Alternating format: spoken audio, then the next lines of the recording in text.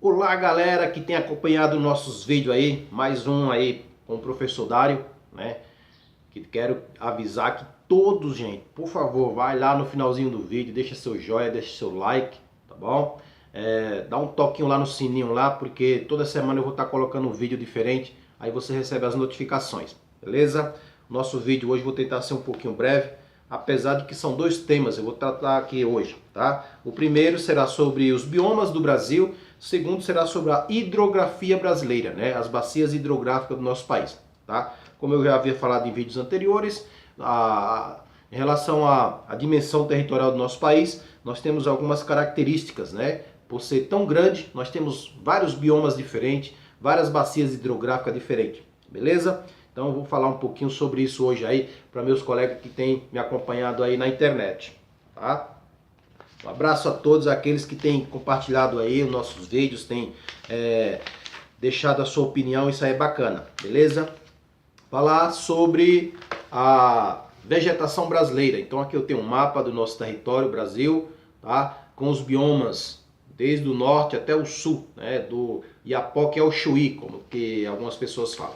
Beleza? E para falar da vegetação do nosso país, eu não posso deixar de lembrar de três grandes geógrafos brasileiros: professor Aziz Abissaber, Jurandir Rossi e Haroldo de Azevedo, né? Eles tiveram o prazer de trabalhar sobre os biomas do Brasil. Inclusive a minha formação acadêmica foi embasada neles, né? Eu tinha um professor aí chamado Paulo, quero deixar um abraço para ele se um dia ele ver esse nosso vídeo aí, que deu biogeografia para nós na época, beleza? Então, para a gente tratar dos biomas do Brasil, eu vou começar falando o que é um bioma. Prestem bem atenção, são dicas que podem estar caindo aí no vestibular desse final de semana aí, se for conteúdo de geografia, beleza? Bioma é um conjunto de ecossistemas endêmico de um determinado lugar, ou seja, os animais que se encontram em um determinado bioma, ele tem água, alimentação, moradia, eles nascem, crescem, reproduzem e morrem num ambiente único, ou seja, eles são endêmicos. Beleza? Isso, vou dar dois exemplos, né? Dois exemplos bem gritantes. Por exemplo, o urso polar, que se encontra no norte do Canadá, no Alasca, e os animais usados como meio de transporte lá no Oriente Médio, né? Nos países do Oriente Médio, região de clima seco, semiárido, os camelos.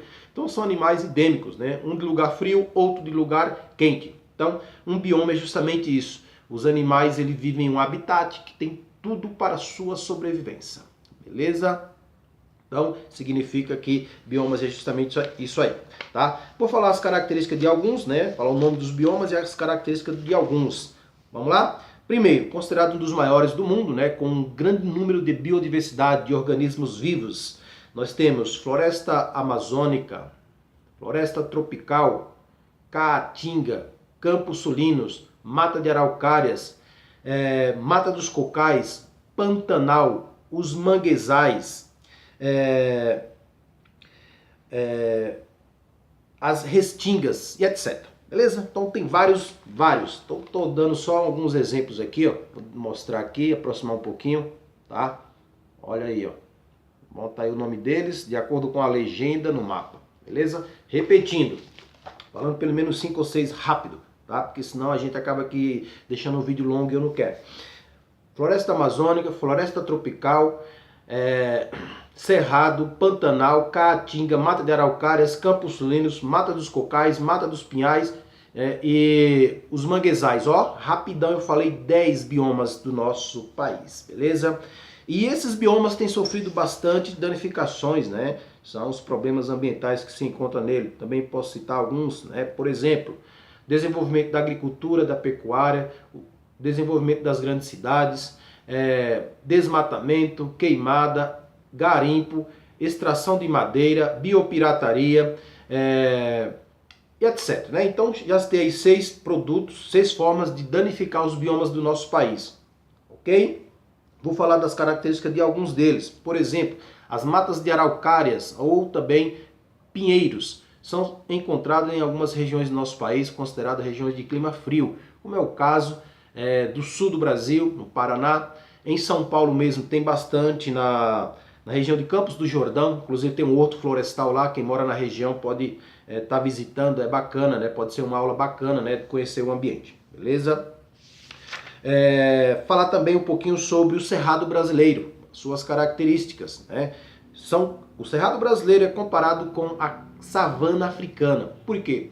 São árvores de troncos grossos, com cascas grossas e retorcidos, que têm raízes profundas, solo é ácido, né? Não é uma floresta fechada, é uma floresta aberta, com algumas árvores separadas uma das outras, gramíneas, ok? Savana brasileira é semelhante à caatinga, ao cerrado. Cerrado e savana no Brasil são bem semelhantes, para alguns geógrafos, né, que estudaram sobre esse ambiente, ok? Uma outra também característica da caatinga brasileira. Quais são as características dela? É uma vegetação de clima seco, semiárido, tá? Vou aproximar aqui da câmera, que se caracteriza pela presença das cactáceas, ou seja, para quem conhece a região, o mandacaru, o xique-xique, tá? Se apresenta como uma vegetação endêmica do nosso país. Nenhum lugar do planeta tem, só o Brasil. Caatinga, em tupi-guarani, significa mata branca, né? Adaptada a clima seco, semiárido, com baixo índice de umidade, né? Se caracteriza pelo verão seco e o inverno chuvoso. É o contrário do sul, do sudeste e do centro-oeste. O verão nessas regiões são chuvosos e o inverno é seco. No caso do nordeste, o inverno é chuvoso e o verão seco. Beleza? Vou falar também um pouquinho do Pantanal, porque eu estou colocando alguns. Pantanal, né? Tá aqui, ó, mostrando um mapinha aqui, que se encontra no norte do Mato Grosso do Sul e sul do Mato Grosso, né? Fazendo fronteira com a Bolívia e com o Paraguai. É um dos biomas do Brasil, considerado uma das regiões de planície, tá? Uma das maiores planícies alagadiças do planeta e que tem sofrido bastante, né, pela ação predatória dos homens. A caça ilegal, a pesca ilegal, a extração, né, de minério, a mineração, tem danificado. A agricultura extensiva também tem danificado bastante, ok? Também vou falar um pouquinho sobre os manguezais. Isso aqui, galera. Manguezais, que é um dos biomas que, segundo a ciência, irá passar por um processo de transformação, né, de acordo com o aquecimento global.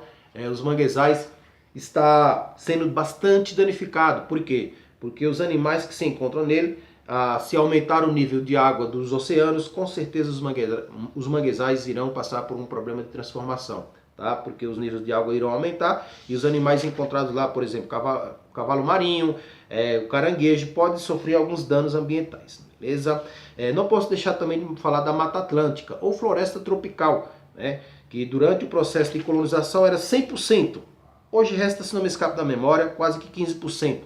Né? A extração da madeira, o desenvolvimento de grandes cidades, como é o caso da cidade de São Paulo, que, se não me escapa da memória, é a terceira ou a quarta maior cidade do planeta, fez com que esse bioma, né, da Mata Atlântica viesse a se tornar um bioma quase que em extinção. Beleza? A extração de madeira, desenvolvimento das cidades, agricultura, pecuária e etc. Joia? Deixa eu ver aqui mais. Problemas ambientais, que eu já falei, né? As características. Não posso deixar de falar também da floresta amazônica, galera. Eu tava esquecendo, desculpa aí. Olha só isso aqui, ó. O mapa representa a floresta amazônica, ela está aqui. Uma floresta densa, né? Com algumas características típicas de região de clima equatorial, por estar próximo à linha do Equador, tá? A vegetação é alta, podendo chegar de 30 até 40 metros de altura as árvores, né? Uma floresta totalmente fechada. Isso significa que há um grande número de organismos vivos lá, né? A biodiversidade prolifera em grande quantidade, beleza? Se encontra em vários países da América do Sul, incluindo o Brasil, tá? Se não me escapa da memória, são 7. Brasil, Bolívia, Peru, Colômbia, Equador, Venezuela, Guiana Francesa e Suriname. Então vejam quanto é grande a vegetação da floresta amazônica ou floresta equatorial. Joia? Vamos lá para as bacias hidrográficas, rapidão, para a gente não tomar muito tempo nesse vídeo aí. Bacias hidrográficas ou hidrografia. Para relembrar, o nosso país tem usado bastante água, né? Tem exportado água. Como assim, professor Dário? Exportado água? Exportado água, gente, exatamente. Através de quem? Dos produtos da nossa agropecuária, né? Da agricultura e da pecuária. Através da produção, principalmente por meio da irrigação, tem sido transportado bastante água do nosso país para outros. Ok? Bacias hidrográficas. O que é uma bacia hidrográfica? É um conjunto de rios drenado por um principal e seus afluentes. Por exemplo, A bacia do Amazonas, de um lado tem o Rio Negro, do outro tem o Rio Solimões, né, e seus afluentes. Significa que ambos se unindo fazem com que dê origem a uma bacia hidrográfica. Repetindo, é um conjunto drenado por rios e um principal, tá? Isso é lógico, está relacionado também ao relevo, né? A queda do relevo que faz com que haja essa bacia hidrográfica. No caso do Brasil, nós também temos várias bacias hidrográficas, né? Posso citar algumas delas, rapidão. Bacia do Amazonas, bacia do Tocantins, bacia do Araguaia, bacia do Paraguai, bacia do São Francisco. Ó, viram aí? As bacias hidrográficas. Olha aí, galerinha. Deixa eu sair da frente aqui. Ó, vejam aí, de acordo com a legenda, o nome das bacias hidrográficas, tá? Tem as bacias secundárias, né? As menores, ó.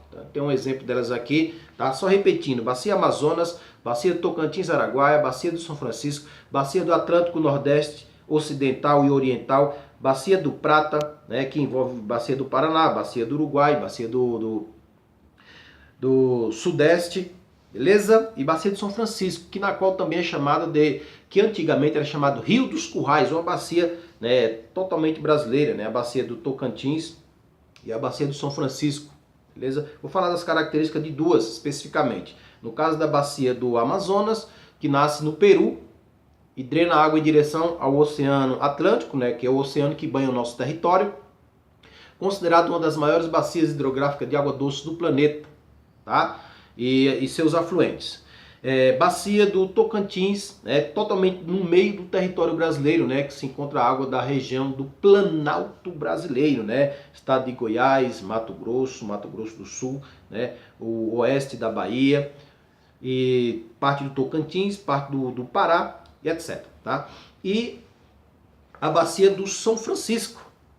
Olha só que bacana, a bacia do São Francisco nasce aqui nas Minas Gerais, na região da Serra da Canastra, e drena água em direção ao sertão do Nordeste, né? Passa por 4 estados, Bahia, Pernambuco, Alagoas e Sergipe. O rio é a fronteira natural entre os 2 estados, né? E a água do rio São Francisco, ela deságua no Oceano Atlântico, na região, se não me escapa da memória, na cidade de Penedo, Alagoas, tá? Inclusive o rio São Francisco tem sido usado muito para a irrigação, para a produção da agricultura, né, e a pecuária do Nordeste, a região seca semiárida. Inclusive, em um próximo vídeo eu posso falar um pouquinho sobre a transposição do rio São Francisco, ok? E onde nós usamos água, né? Não só as bacias hidrográficas, mas os seres humanos usam água para tudo, desde a época de aproximadamente 10 mil anos atrás, quando o homem começou a fazer o desenvolvimento da agricultura, né? Ele se desenvolveu justamente próximo aos rios, que eu já falei em vídeos anteriores. Então nós usamos a água dos rios, dos oceanos e mares para várias atividades: navegação, pesca, lazer, produção de energia, uso doméstico, agricultura, pecuária, uso na indústria. Olha, citei pelo menos 8 formas de uso da água, tá? Deixa eu ver mais. Falar também um pouquinho sobre o aquífero Guarani, considerado um dos maiores aquíferos de água doce do planeta. Aproxima mais um pouco aqui da câmera. Tá? Tem água abundante no subsolo de 4 países da América do Sul: Brasil, Paraguai, Argentina e Uruguai, né? O que é um aquífero? Água no subsolo, água que está armazenada. Alguns lugares chamam de água fóssil, beleza? Deixa aqui o meu abraço a todos e vamos lá, galera, compartilhe um vídeo, né?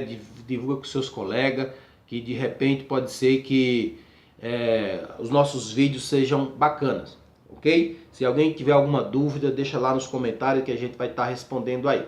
Um abraço a todos, deixa aqui os meus amiguinhos que têm me acompanhado aí nos vídeos aí, um joia, né? O professor Dário aí. Joia? Abraço, galera!